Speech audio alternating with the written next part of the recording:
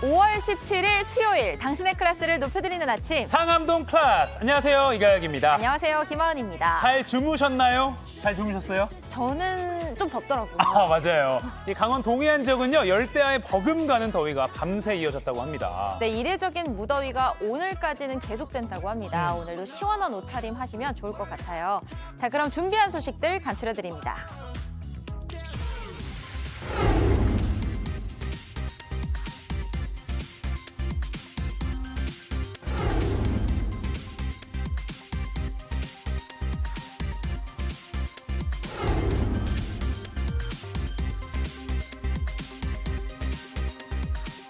저 혹시 조사에서 어떤 내용 소명하셨습니까?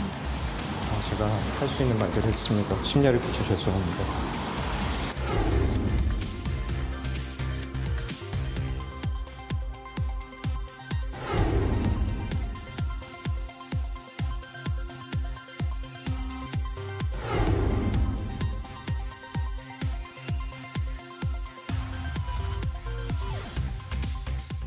미국이 국가채무 불이행 사태를 맞을 수도 있다. 지난주 머니클래스에서 다뤘잖아요. 예, 그런데 예. 밤사이에 미국에서 이걸 막기 위해서 바이든 미 대통령과 공화당이 협상을 했지만 일단 결렬됐습니다. 잠시 후에 김필규 특파원이 준비한 소식 자세히 들어보죠. 네, 5월 중순치곤 이례적인 불볕더위가 이어지고 있는데요. 오늘은 얼마나 더울지 날씨부터 알아보겠습니다.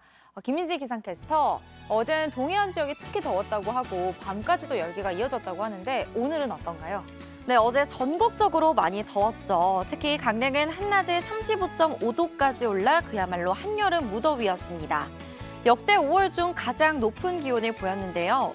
밤사이 열대야 기준이 25도를 넘진 않았지만 거의 근접한 수준이라 밤잠 설치신 분들도 적지 않았을 것 같습니다. 오늘도 따뜻한 남서풍이 불고 햇볕이 강하게 내리쬐면서 내륙과 동해안을 중심으로 30도 안팎의 여름 더위가 계속되겠습니다.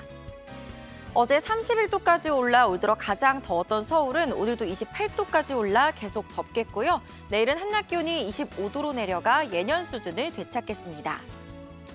오늘은 전국이 대체로 맑다가 밤부터 차차 흐려지겠습니다. 서해안과 남해안, 전남 내륙에 오전까지 짙은 안개가 끼겠고요. 강풍주의보가 발효 중인 강원 북부 산지에 강한 바람이 불면서 강원 영동을 중심으로는 대기가 건조해지겠습니다. 현재 서울, 전주 20도, 강릉 23도로 벌써부터 평년 기온을 웃돌고 있습니다. 낮 기온은 내륙과 동해안을 중심으로 30도 이상, 강원 동해안과 경상권 내륙은 33도 이상 보이며 덥겠습니다. 내일은 전국이 흐려지면서 더위의 기세가 한풀 꺾이겠고요. 다시 평년 수준의 기온을 되찾겠습니다. 지금까지 날씨 정보 전해드렸고요. 이어서 교통 상황 알아보겠습니다. 한국도로공사 나와주세요.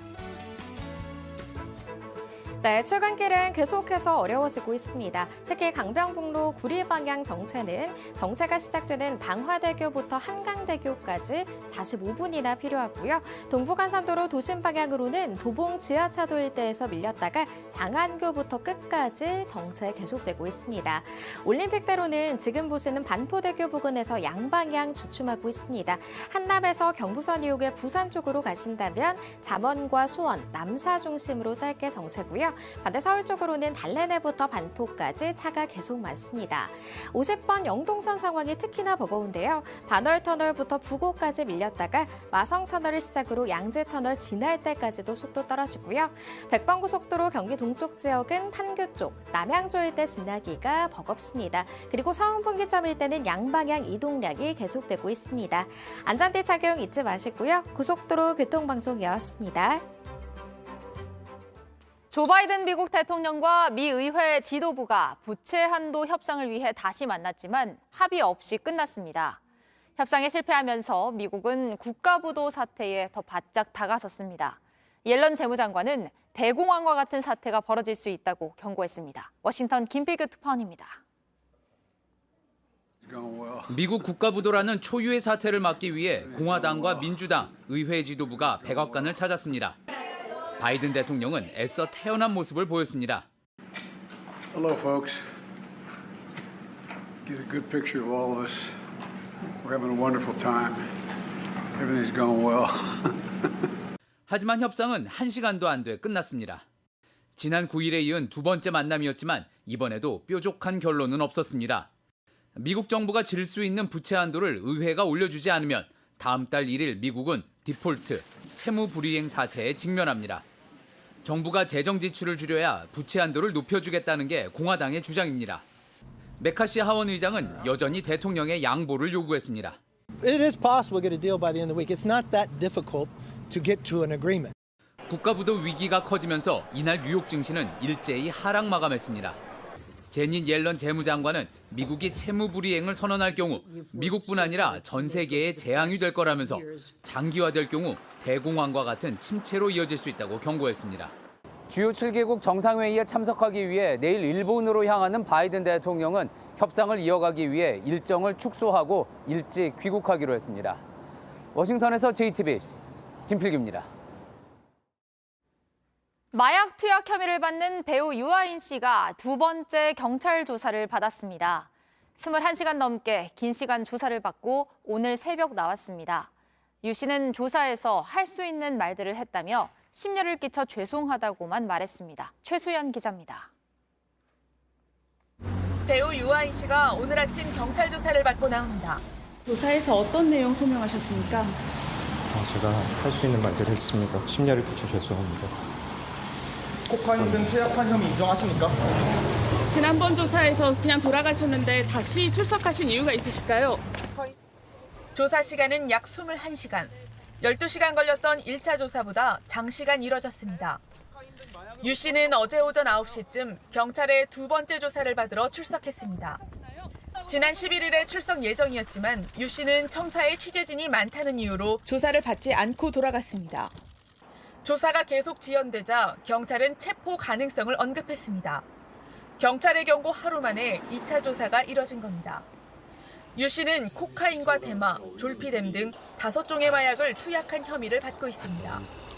경찰은 구체적인 시점과 장소, 구입 경로와 공범 등을 조사한 것으로 전해졌습니다. 유 씨는 의료용 투약과 대마 외에는 대부분 혐의를 부인하는 것으로 알려졌습니다. 경찰은 마약 투약을 돕거나 직접 투약한 혐의로 유 씨의 지인 4명도 함께 입건해 조사하고 있습니다. 이 중 미술작가 A씨도 피의자 신분으로 불러 조사했습니다. 경찰은 이번 조사를 토대로 구속영장 신청 여부 등을 결정할 방침입니다. JTBC 최수연입니다.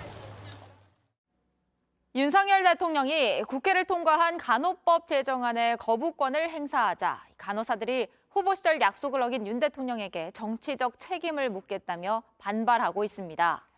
면허도 반납하고 다가올 총선에서 낙선 운동도 하겠다고 했습니다.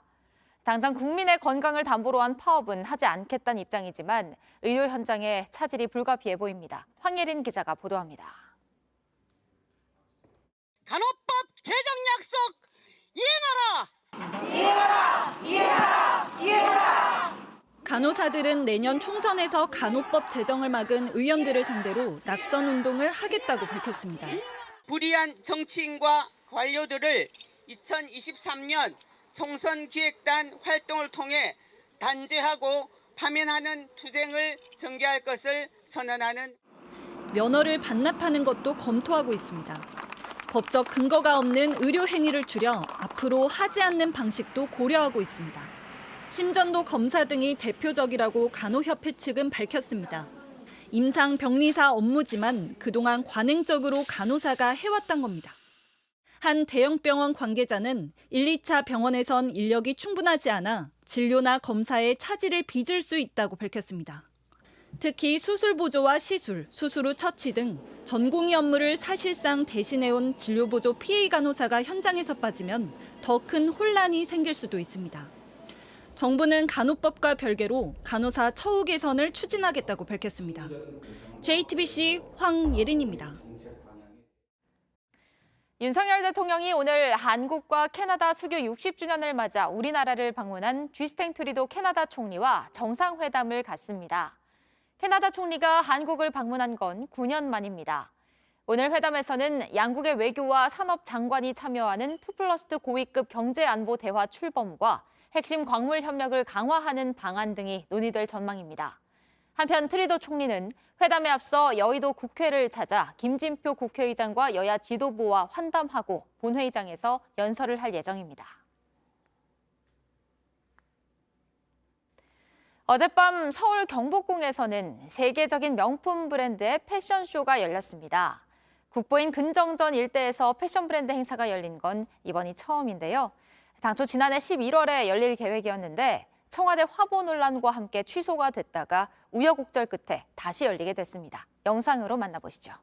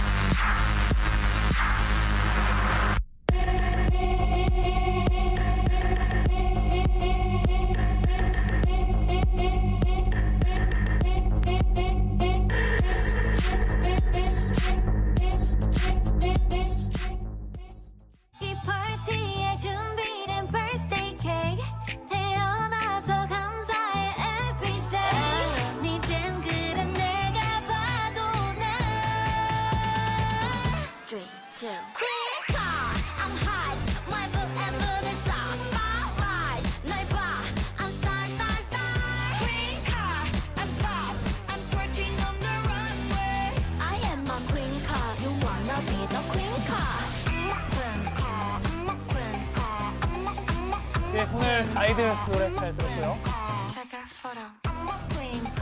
네, 이 방송 TV뿐만 아니라 유튜브 JTBC 뉴스 채널이나 네이버 뉴스 페이지에서도 실시간으로 함께 보실 수 있습니다. 국내외 뉴스 좀 더 확인해보죠. 도시락 이슈 이두성 기자, 월드클래스 이용주 캐스터 나왔습니다. 안녕하세요. 안녕하세요. 반갑습니다. 방금 전에 나온 곡이 이도성 기자가 굉장히 좋아하는 곡이라고 맞습니다. 하더라고요. 제가 특별히 신청해가지고 노래 좀 바꿔달라고. 아이들. 네, 어제. 신곡인가요? 신곡 내온 거 해달라고 해가지고 해주시더라고요. 감사합니다. 네. 네, 알겠습니다. 자, 이 노래를 틀어드린 만큼 오늘 기대하겠습니다. 예, 도시락 알겠습니다. 열어주시죠. 기분 좋게 시작해보겠습니다. 근데 기분 좋지 않은 소식이 먼저 나왔네요. 보죠. 뒤집겠습니다. 하나, 둘, 셋. 빠밤. 관장님의 장난인데요. 한 체육관에서 관장이 이 초등학생의 옷을 억지로 벗기는 그런 일이 있었습니다. 영상에 고스란히 이 장면이 담겼는데요. 아이가 조심스럽게 고백한 이야기들이 더 충격적이었습니다. 먼저 영상 보시죠.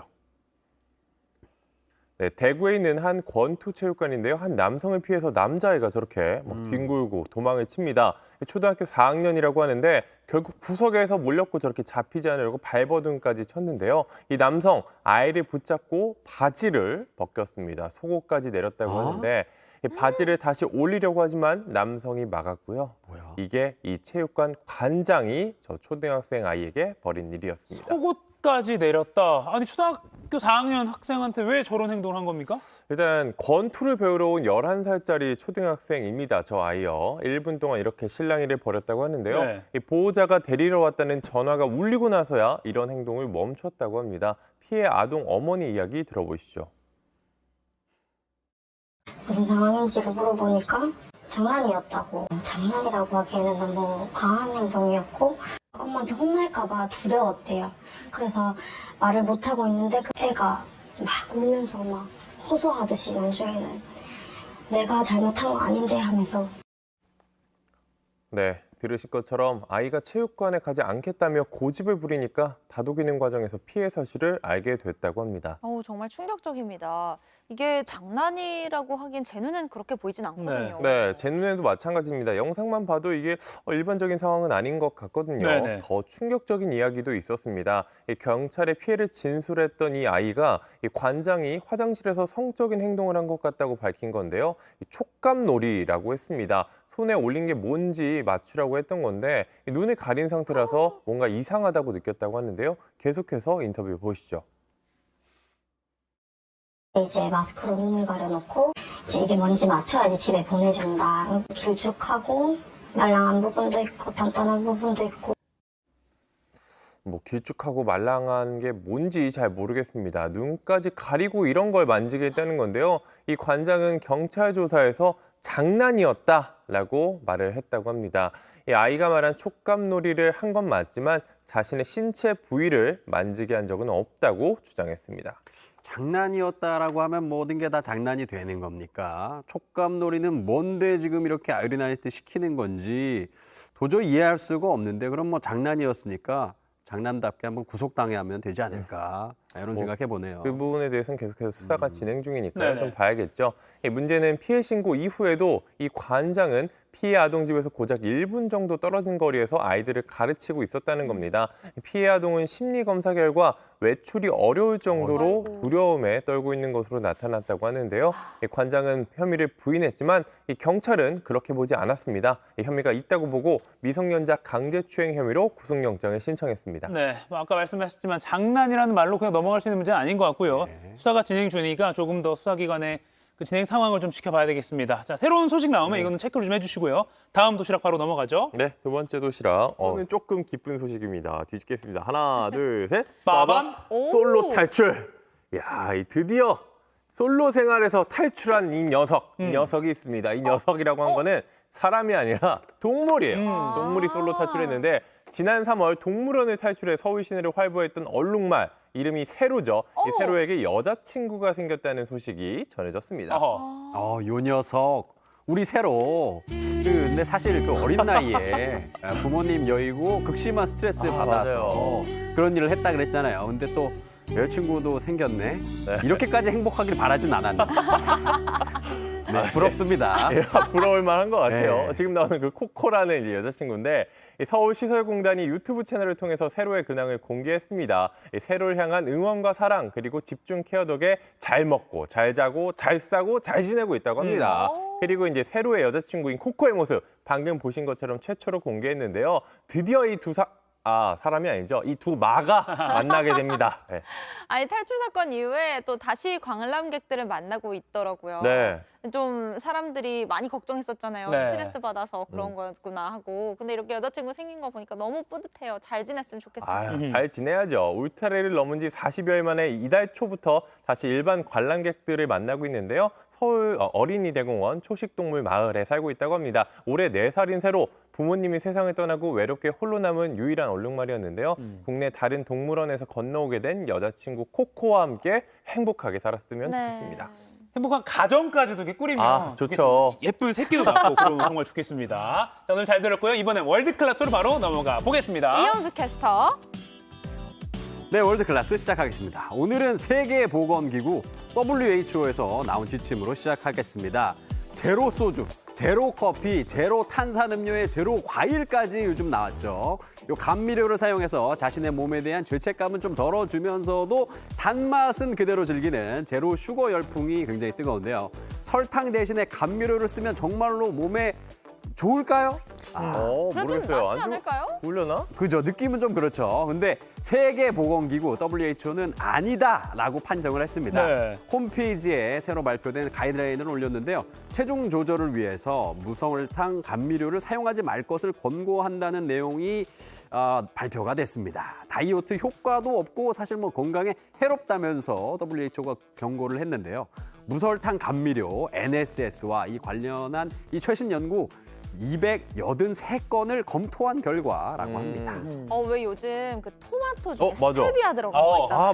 맞아. 달달이 토마토. 저 그거 너무 좋아하거든요. 아. 그나마 좀 뭐 죄책감도 없고 근데 설탕 맛이 아주 강하게 나서 또 이렇게 막 기분이 좋아지더라고요. 맞아요. 제 주변에 요즘 음료수들 다 제로만 찾는 친구들이 많아요. 네. 인기 그렇죠. 많잖아요. 그 죄책감 없이 이렇게 마실 수 있잖아요. 맞아요. 저도 많이 먹는데 하지만 이 건강을 위해서 선택한 무설탕 감미료가 오히려 당뇨나 심장병 발병을 부추길 가능성도 있다고 WHO는 밝혔습니다. WHO는 무설탕 감미료를 장기간 섭취를 하면 2형 당뇨병과 심혈관 질환, 위험 증가와 같은 이 바람직하지 않은 영향이 있을 수 있다고 경고했는데요. 다만 WHO는 이번 새 지침에 대해서 여러 요인이 영향을 미쳤을 수도 있다면서 조건부 권고로 하기는 했습니다. 자, 당장 이 국제감미료협회는 강력하게 반발을 했죠. 감미료는 세계에서 가장 철저하게 연구된 성분 중 하나이며 비만과 당뇨병에 오히려 도움을 준다고 성명을 내고 비판을 했습니다. 이 무설탕 감미료 문제가 사실 학계에서도 의견이 좀 분분하다고 해요. 근데 그러니까 현재까지 WHO가 현재까지 연구를 바탕으로 한 게 이거다라고 하니까 참고할 필요가 있겠습니다. 네네네. 예, 그렇습니다. 자, 이번에는 중국으로 한번 가보겠습니다. 자, 먼저 영상 잠깐 보실까요? 지금 터널 내부로 보이죠? 터널 내부 이 도로에 물이 차 있어요. 그래서 차들이 통행에 어려움을 겪고 있습니다. 터널 천장에서 지금 물이 계속 흘러내리고 있고요. 지금 차들이 비상 깜빡이 켜면서 서행하는 모습도 보이는데 지금 여기가 어디냐? 자, 여기가 이 중국이 100년을 견딜 수 있는 내구성이라고 자랑한 다롄의 해저 터널입니다. 해저 터널? 예. 한랭지대인 중국 북부에서 최초로 개통한 해저 터널인데 이달 1일 개통을 했으니까요. 이제 개통한 지 기껏 보름밖에 안 됐습니다. 이 다롄이 중국 동북 삼성의 관문 항구 도시거든요. 근데 터널이 어떻게 하다가 이렇게 물바다가 된 거예요? 예, 해저 터널인데니까 일단 비가 온 건 아니고요. 아, 그렇겠죠. 중국 공항국은 일단 내부 문제라고 밝혔습니다. 보조도로에 설치된 소방 밸브에서 물이 샌 거라는데요. 그러면서 이 터널에는 문제가 없다고 강력하게 또 주장을 했습니다. 문제가 없다. 근데 화면 보면 소방 밸브에서 물이 샜다고 하기엔 꽤 많은 양이긴 하네요. 그리고 또 바닷속, 그러니까 해저 터널이니까 상당히 운전자들 불안하겠는데요. 아니 저거 찍어 먹어봤으면 바닷물인지 소방관에서 소방서 나온 건지 바로 알겠는데. 그렇죠. 해저 터널 짠물이면은. 네, 그렇죠. 이 터널은 개통 당시에 100년을 견딜 수 있는 내구성이라고 홍보했던 곳인데요. 하지만 현지에서도 안전성에 의문을 제기하고 있다고 하니까 정확한 조사가 분명히 필요할 것 같습니다. 예. 자, 계속해서 다음 소식 넘어가 볼까요? 자, 요즘은 사실은 잘못해도 아이들이 선생님이 학생들을 체벌하기가 쉽지가 않은 세상입니다. 그렇죠. 네, 그래도 여기 이 동네는 아직 좀 예외인 것 같습니다. 이거 방탄유리 아니고 방수폰이야. 자랑이라도 하는 걸까요? 왜 너? 네, 학생들이 대야에 물을 받아놓고 차례로 휴대전화를 지금 빠뜨리고 있어요. 방수 성능이 좋지 않으면 당연히 지금 망가지겠죠. 네. 지금 이게 중국의 한 중학교에서 촬영한 영상인데 지금 선생님한테 벌을 받는 중이라 그래요. 교실에 휴대전화를 갖고 들어오지 말라고 했지만 이를 좀 어겼기 때문입니다. 아니 근데 아무리 방수 기능이 있어도 생활 방수지 저기 물에 오래 담그면 고장 날 텐데 저거 한두 푼 아니잖아요. 그렇죠. 안 그래도 지금 비판이 빗발치고 있습니다. 멀쩡한 물건을 벌 준다고 망가뜨리는 건 기물 파손에다가 자원 낭비라는 건데요. 그렇죠. 네, 심지어 학생 인권 침해 이런 지적도 나오고 있습니다. 근데 우리나라도 이 학교 교육 현장에서 휴대전화가 사실 좀 문제잖아요. 예. 학생들이 오죽했으면 선생님이 저렇게 했을까 싶기도 한데요. 예, 그렇죠. 이런 체벌을 한 선생님은 부모들의 양해와 해당 교육위원회의 허락을 받고 한 거라고 해명했습니다. 애초에 교실에 휴대전화를 갖고 오면 이 바닥에 던지는 정도까지는 처벌해도 좋다는 학부모의 동의가 또 있었다 그래요. 이것도 좀 충격적이죠. 학생들도 교칙을 어기면 처벌받을 수 있음을 사전에 똑똑히 고지받았다고 합니다. 근데 아무리 알고 있었다고 하지만 예. 제 휴대전화를 저렇게 했다고 생각하면 너무 속상합니다. 그렇죠. 이런 체벌이 과연 효과적일까 보다 합리적인 방법으로 가르침을 줄 수는 없었을까 아쉬운 부분이 있는 것 같습니다. 자, 이번엔 블링블링 눈호강 하는 현장으로 가보시죠. 지금 모델이 입은 웨딩드레스 진짜 빛이 나고 있어요. 네네. 자체 발광이라는 말 이럴 때 쓰는 말이죠. 야, 엄청 화려하네요. 예, 그렇죠. 지금 이게 이탈리아 밀라노에서 열린 웨딩드레스 패션쇼에 등장한 건데요. 오스트리아의 명품 크리스털을 무려 5890개나 달아서 장식을 했습니다. 얇은 원단에 크리스털을 하나하나씩 바느질하느라 장장 200시간이 넘는 시간이 걸렸다 그래요. 5만 개 진짜 그 장인이 그냥 한 땀 한 땀 땄다는 게 딱 이런 거군요. 네, 200시간 동안 전체 완성하는데 꼬박 4개월이 소요된 것으로 알려졌는데요. 그래도 공들인 보람이 있었습니다. 세계에서 가장 많은 크리스털이 달린 웨딩드레스로 이 기네스북에 등재가 됐습니다. 지난 2011년 터키에서 세운 종전의 기록을 약 5,000개 차이로 경신한 거라고 하네요. 저는 저 드레스 가격이 궁금해요. 왜냐면 크리스털 그렇다. 자체도 비싸고 손품도 많이 들었고 세계 기록까지 세웠으니까 엄청 고가지 않을까요? 비싸겠다. 저도 궁금해서 찾아봤는데 아쉽게도 이 드레스 가격은 아직 공개되진 않았습니다. 디자이너는 일단 이 드레스가 자신의 의상 철학을 담은 예술 작품이라고 자화자찬을 했거든요. 근데 이 귀한 드레스 임자가 누가 될지 굉장히 궁금하네요. 지금까지 월드클래스였습니다.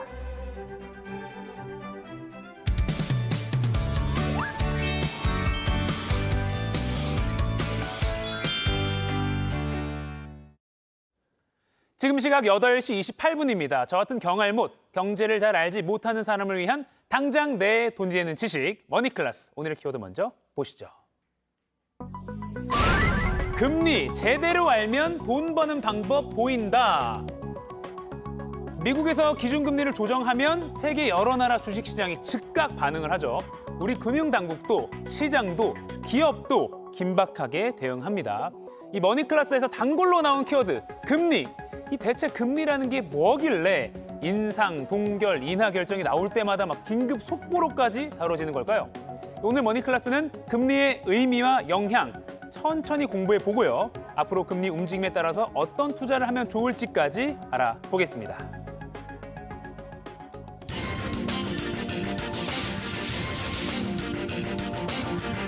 경제 빅픽처를 그려주시는 분이죠. 김광석 한양대 겸임교수와 얘기 나눠보겠습니다. 안녕하세요. 네, 안녕하세요.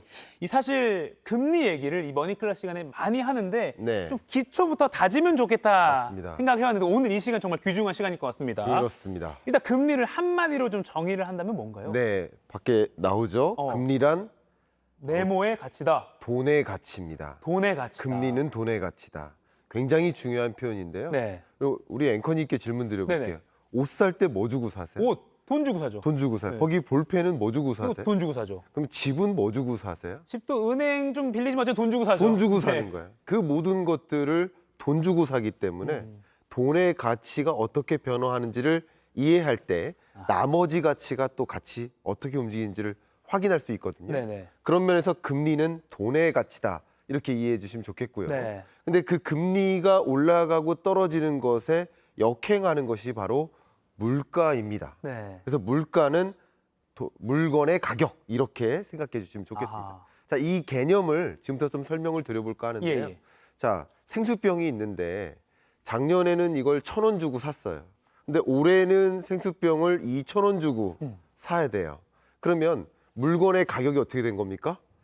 2배로 올라간 거죠. 네. 물건의 가격이 오르는 동안 제 돈의 가치는 어떻게 된 건가요? 떨어진 거죠. 떨어진 거죠. 네네. 그러니까 작년엔 1,000원 주고 샀는데 올해는 2,000원이나 주고 사야 되니까 물건의 가격이 오르는 동안 상대적으로 나의 돈의 가치는 떨어졌다. 그러니까 물가와 금리는 어떻게 된다? 반비례다. 반비례, 역행한다. 이게 굉장히 중요한 논리예요. 그러니까 물가가 치솟으면 물가를 끌어내리기 위해서 금리를 끌어올리는 것이다. 이게 가장 기본이 되는 금리와 물가의 상식이라고 볼 수 있겠습니다. 물가가 오르면 금리가 내려오는데 화살표를 딱 생각하고 있으면 되겠네요. 네, 그렇습니다. 그러면 금리를 돈의 가치라고 할 때 금리가 오르고 내릴 때 그럼 아까 말씀하신 물건, 네. 그럼 주식이나 뭐 부동산 가치는 어떻게 되는 건가요? 네, 마찬가지입니다. 아하. 역시 주식은 뭐 주고 삽니까? 돈 주고 돈 사죠. 주고 사요. 네.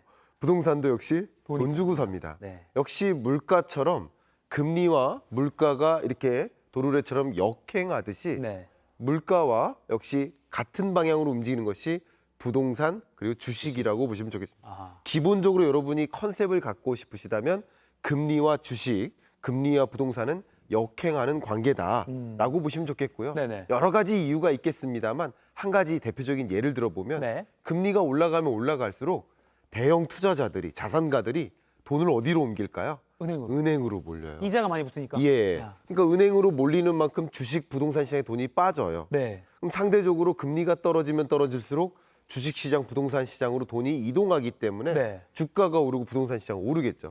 반대되는 관계입니다. 다만 여기서 중요한 것은 주식시장은 바로 선행성이라는 키워드 기억하셔야 됩니다. 선행해서 움직인다. 그리고 부동산 시장은 절대 선행할 수가 없습니다. 오늘 팔고 싶어서 내놓더라도 오늘 당장 거래되지가 않아요. 그래서 부동산 시장은 후행성이라는 특징이 있어요. 그래서 한번 생각해 보시면 경기는 23년이 매우 안 좋죠. 네네. 근데 주가의 바닥은 22년이었어요. 그렇죠. 22년 일이. 10월. 그리고 부동산 가격은 아직 바닥을 만나지 못했어요. 아직도 떨어지는 국면인 거죠.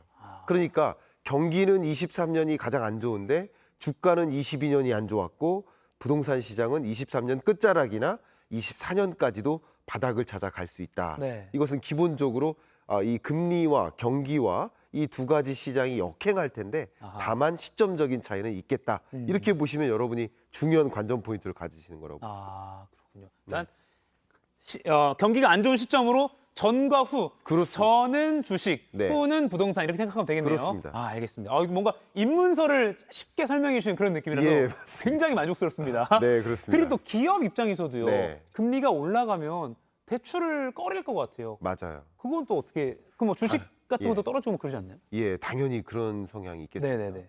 금리가 올라가면 올라갈수록 기업 입장에서 어떨까요?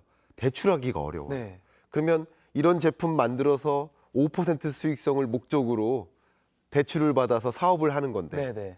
5% 대출 금리로 5% 수익성을 목표로 사업할 수 있을까요? 없죠. 그러니까 금리가 올라가면 올라갈수록 하지 못할 사업이 많아져. 아, 그렇죠, 그렇죠. 그러면 금리가 낮아지면 낮아질수록 해볼 만한 사업이 많아지는 거예요. 그러니까 기업들의 투자가 위축되고 경기가 안 좋게 굴러가는 거죠. 금리가 올라가면 그런 두 가지 관계도 우리는 생각해 볼 수 있겠습니다. 금리가 그래서 중요한 거군요. 그렇습니다. 자, 그러면 미국 연준이나 뭐 우리 한국은행이 뭐 기준금리를 그동안에 올려왔던 건 네. 아까 말씀하신 거에 따르면 그런 물건의 가치가 네. 돈의 가치보다 너무 높았기 때문이다라고 이해를 하면 되나요? 너무 좋은 말씀이세요. 금리는 도대체 무엇이 결정하나, 누가 결정하나, 네네. 왜 결정하나라는 관점을 좀 우리는 이해할 필요가 있겠는데 네. 금리의 결정의 두 가지 관전 포인트, 네. 바로 물가 안정, 그리고 두 번째는 경기 안정. 그러니까 중앙은행이 왜 있다? 물가 안정과 경기 안정을 이행하기 위해서 두 가지 목표가 있다라고 네. 생각해 봐 주시면 좋겠어요. 근데 물가 안정이라는 개념은 달리 해석해 본다면 적정 물가에 맞추는 거라고 볼 수 있겠죠.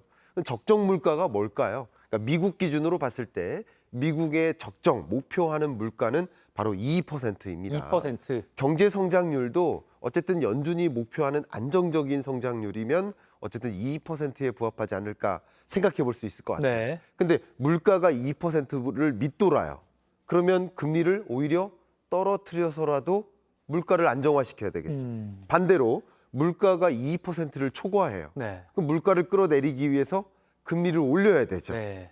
그런 관점에서 물가 안정과 경제 성장 이 두 가지 목표를 실현하기 위해서 적정한 금리를 채택하는 것이다.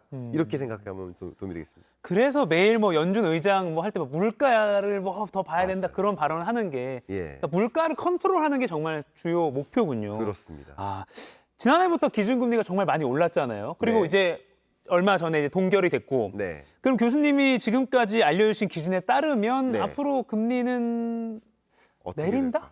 내린다까지는 예측 한번 말씀드려보도록 해볼까요? 하겠습니다. 금리 인상 계속될까? 네. 추가적인 금리 인상이 있을까? 아니면 금리 인하 과연 가능할까? 네. 이런 관전 포인트를 좀 갖고 생각을 해본다면 네네. 일단 앞에 말씀드렸던 것처럼 중앙은행은 물가 안정과 경기 안정을 위해 살아간다 이렇게 네. 생각해봐도 도움이 될 것 같아요. 근데 소비자 물가 상승률 흐름을 보시면 이미 9.1%에서 4.9%까지 많이 떨어진 것처럼 보여요. 네. 그러면 이제 금리 인상 없겠다라고 생각할 수 있겠지만 이 4.9%는 아직 목표하는 물가 2%에 부합하지 않습니다. 아하. 2%를 훨씬 초과하는 고물가 기조가 아직 유지되고 있어요. 네. 그러니까 물가만 바라본다면 금리를 추가적으로 인상해서라도 물가를 안정화하기 위해 노력해야 되겠죠. 네네. 다만 경제 성장률이라는 관전 포인트를 좀 생각해 본다면 지금 IMF가 미국 경제 성장률을 1.6%로 전망했습니다.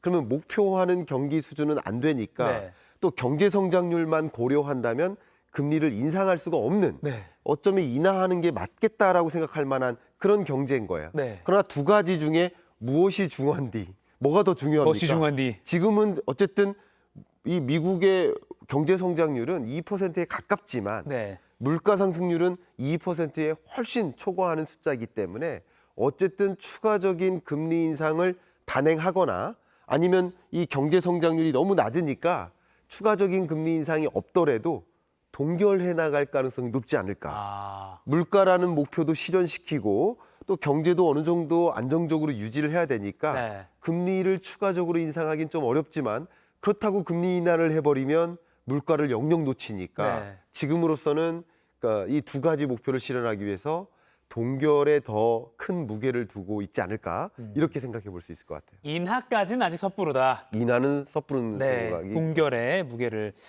아까 금리를 이제 보면 돈의 이동, 돈의 거대한 흐름을 알 수 있다는 점을 꾸준히 또 강조해 맞습니다. 오셨는데 네. 그러면 이제 금리 인상이 거의 멈춘 것으로 보이는 지금 이 시점에서 네. 우리가 좀 투자를 이제 어떻게 해야 되냐, 돈을 네. 벌려면 어떻게 좀 해야 되나? 좀 마지막 조언을 결과적으로 주시죠. 네네. 제가 금리를 강조하는 이유는 금리의 상승 하락에 따라서 돈이 마구마구 이동하기 때문입니다. 그러니까요. 그러면 금리를 추가적으로 인상하지 않는다. 지금까지 금리를 인상하는 과정에서 유동성이 어떻게 됐을까요? 상대적으로 덜 풀렸죠. 그 금리를 인상하는 과정에서. 그런 과정에서 상대적으로 부동산 시장에 그리고 주식 시장에 돈이 이동하지 않았었던 네. 거예요. 보시면 여러 부문들이 있는데 2022년 4분기가 이러했다라고 가정하면 23년 1분기까지는 유동성이 축소돼요. 금리를 추가적으로 인상하니까. 그러니까 부동산 시장에서는 돈이 더 빠집니다. 외환 시장에서도 더 이상 강달러 안 나올 거야 하면서 빠집니다. 근데 주식 시장으로는 돈이 유입이 돼요. 왜? 주식 시장은 선행하니까. 22년에 빠졌던 거예요. 네. 그렇죠? 23년에는 반등하는 거예요.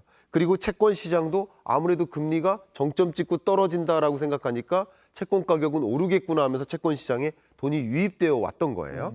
금리 23년 2분기를 생각해 본다면 추가적으로 유동성 공급은 부족해지겠죠. 네. 추가적인 금리 인상이 있거나 동결할 것이니까. 그러면 부동산 시장에서는 돈이 후순위로 더 빠지겠죠. 왜냐하면 부동산 시장은 후행하니까. 그리고 외환 시장은 추가적으로 강달러가 안 나오니까 역시 더 빠질 수 있겠죠. 네. 더 강달러가 안 나온다는 거예요. 그런데 주식 시장은 더 이상 올라갈 여지는 없겠다라고 볼 수 있겠습니다. 왜냐하면 경기 침체가 만나니까. 네. 그러나 채권 시장의 경우에는 조금 더 이미 가네요. 채권 금리가 정점 찍고 떨어지는 추세이기 때문에 채권 가격은 올라가겠다. 그러면 국채에 투자하자. 혹은 회사채에 투자하자. 채권 시장에 더 많은 돈이 유입될 것이다. 그러니까 결국 금리의 향방, 유동성의 향방이 나머지 자산 시장의 돈의 향방을 결정짓기 때문에 금리의 향방을 보면서 우리 머니클래스로서 어떤 식으로 우리는 투자 포트폴리오를 관리할지 생각해 볼 수 있는 어떤 기틀이 되지 않을까 생각합니다. 와, 오늘 금리 기초를 다져봤는데 이 2023년 2분기 전망까지 오늘 이거는 유튜브로 다시 보면서 한번 곱씹어보면 좋을 것 같습니다. 네, 그렇습니다. 김광석 한양대 겸임 교수였습니다. 고맙습니다. 감사합니다.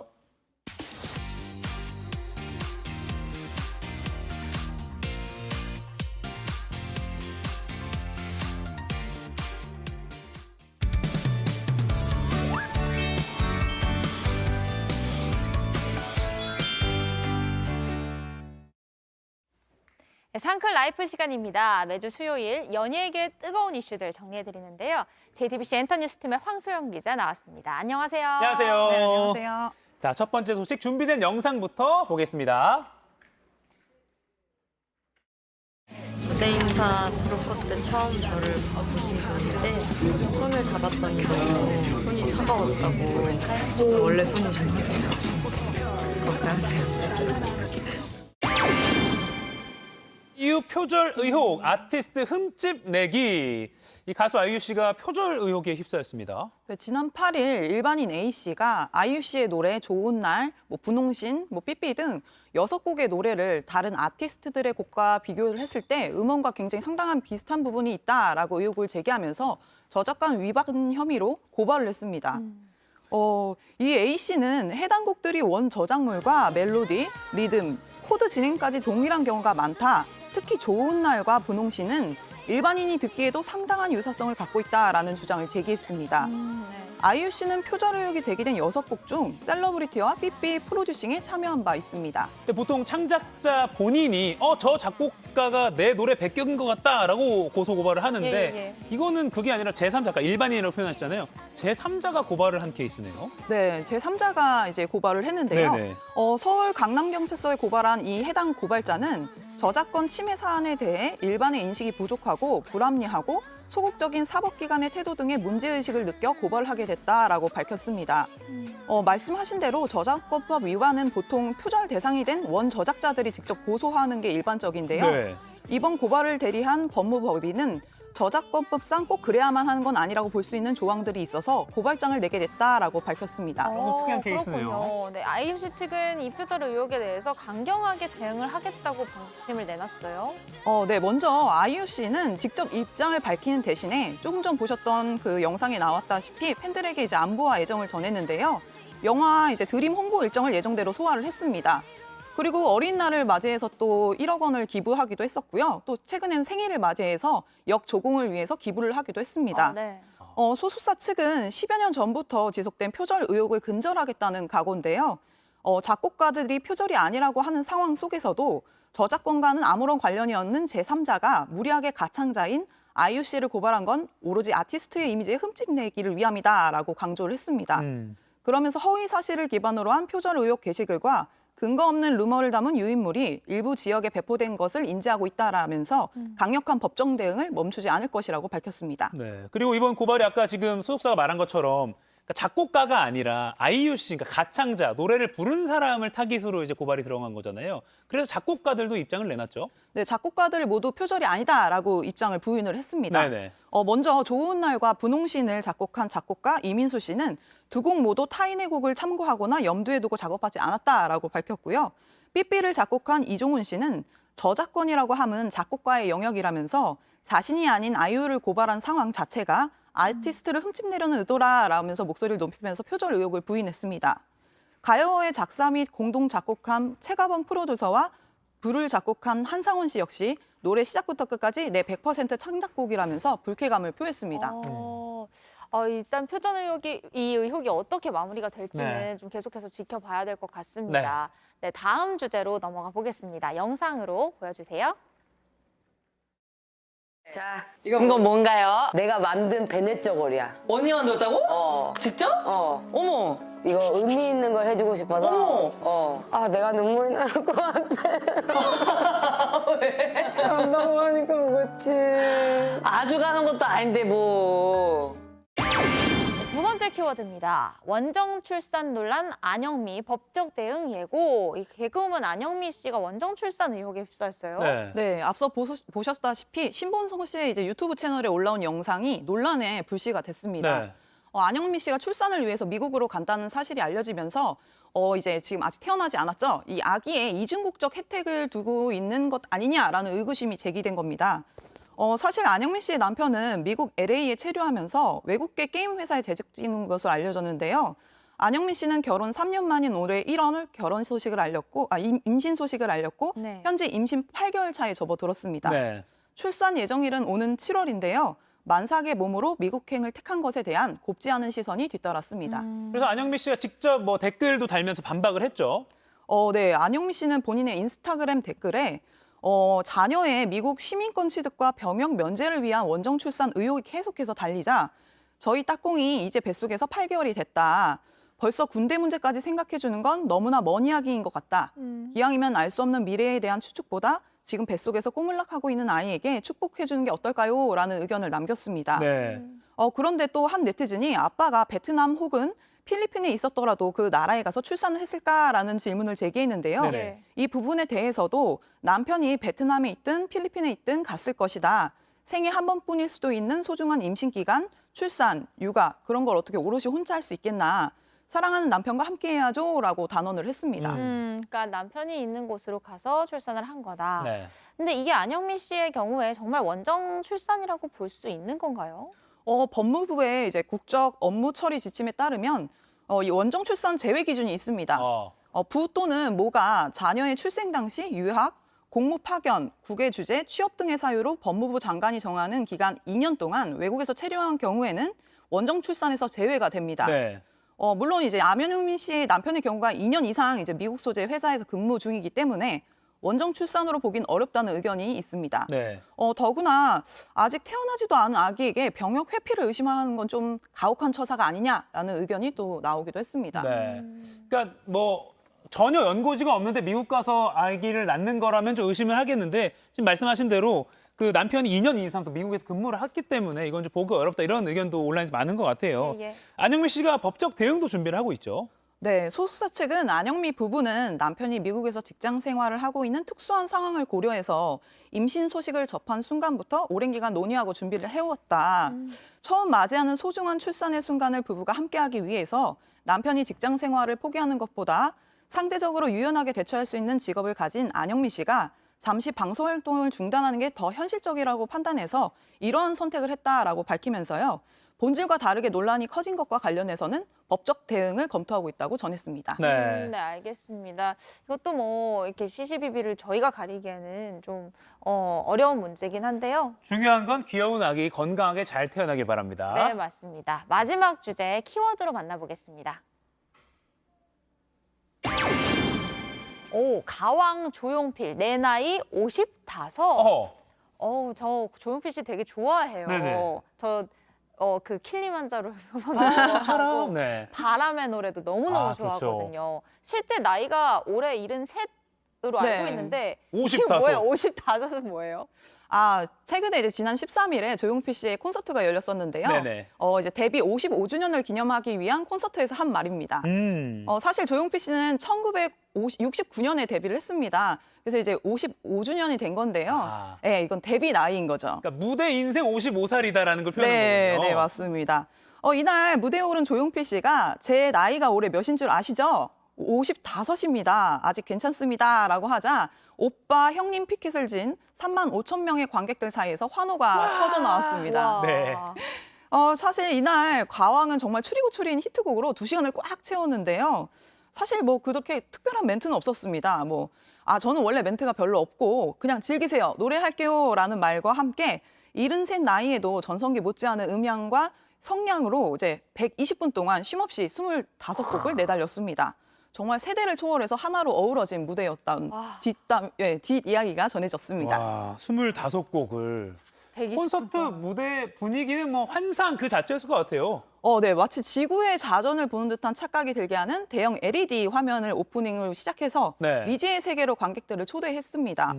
또 가왕은 아이돌 공연의 필수품인 응원봉을 직접 제작을 해서 전 관객에게 무료로 배포했는데요. 사실 이 비용만 해도 억대를 훌쩍 넘는데 가왕의 품격을 볼 수 있는 대목이었습니다. 그리고 공연마다 블루투스 기능을 이용해서 중앙 제어 시스템을 통해 객석과 무대가 하나 되는 진풍경이 펼쳐졌습니다. 우와, 여러모로 정말 많은 걸 준비한 콘서트였는데 이번 콘서트에도 또 신곡 무대도 최초로 공개를 했다고요. 네, 이번 콘서트에서 처음 선보인 신곡 필링 오브 유는 아이돌 노래에서 사용되는 복고풍 신스팝 곡으로 젊은 감각이 돋보였고요. 또 다른 신곡 라는 가왕이 처음으로 시도하는 프로그레시브 하우스 장르의 곡으로 눈길을 끌었습니다. 이날 무대는 여행을 떠나요. 킬리만자로의 표범, 네, 아까 언급하셨죠? 네. 네, 그리고 바운스로 마침표를 찍었는데요. 그가 걸어온 가수 인생 55년과 앞으로 들려줄 음악에 대한 기대감이 공존한 순간이었습니다. 더 젊어진 가왕 조용필 씨는 단독 콘서트 후에 이제 올해 안에 20번째 정규 앨범을 선보일 계획입니다. 바운스.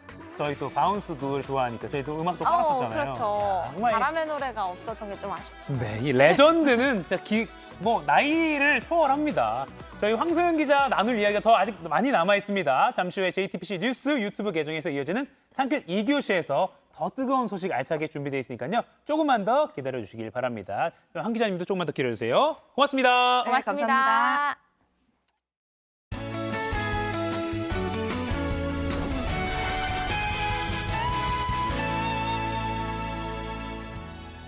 때이른 무더위가 오늘까지 머물다 가겠습니다.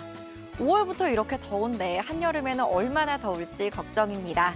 어제 강릉은 한낮에 35.5도, 속초가 34.4도까지 오르는 등 역대 5월 중 가장 높은 기온을 보였는데요.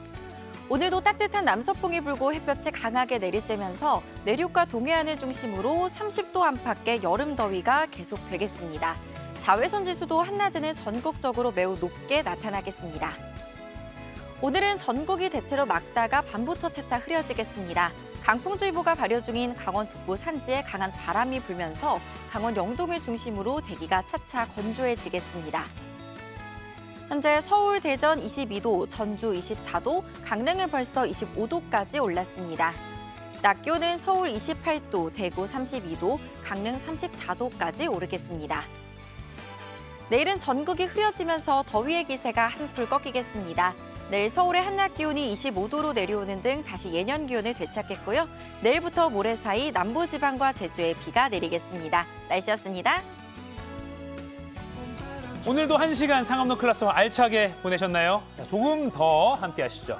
오늘은 수요일입니다. 유튜브에서만 볼 수 있는 상큼 2교시 이어집니다. 네, 오늘 블랙핑크 제니, 또 뉴진스의 다니엘, 와우! 또 전지현 씨, 스타들의 근황도 들어보고요. 여러분과 소통하는 시간 가져볼 텐데요. 네. 지금 바로 유튜브 JTBC 뉴스 채널로 접속해주세요. 네, 본방송 인사드리고 저희도 바로 유튜브로 넘어가 있겠습니다. 자, 그럼 오늘도 상클하세요! 2교시에서 만나요. 첫 봐도 시작하는